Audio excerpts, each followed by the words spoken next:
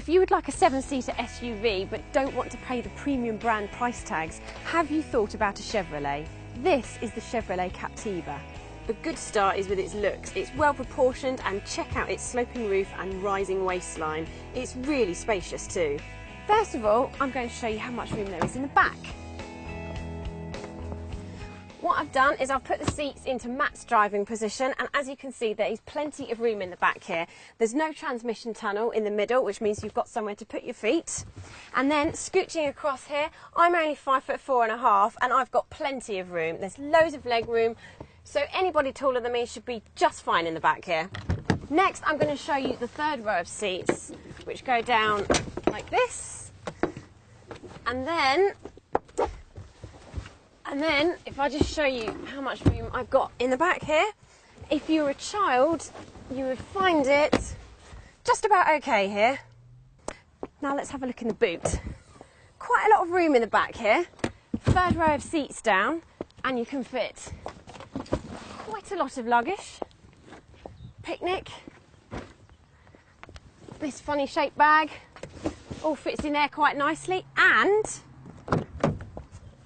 if you put these seats down as well, it's absolutely huge in the back here.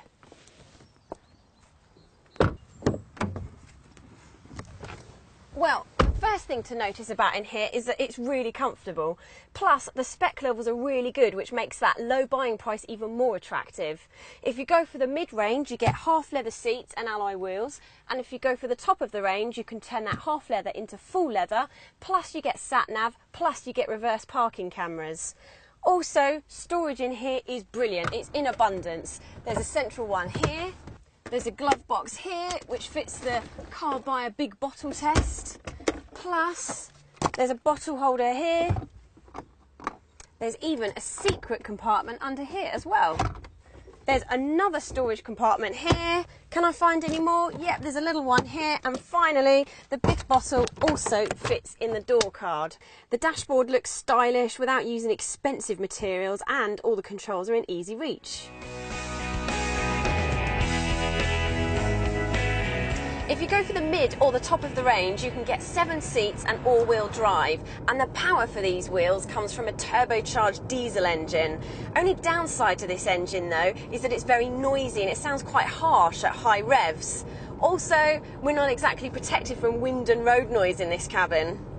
I'd really like to be able to tell you now that this car is great to drive and handles really well for a car this size, but unfortunately I just can't do that. The manual gearbox is a pain to use, and if you go for the automatic, it means it's more expensive because it's higher on emissions and actually puts it into the next level of tax. Furthermore, the steering feels really vague. It's nowhere near as nice to drive as the Ford Cougar.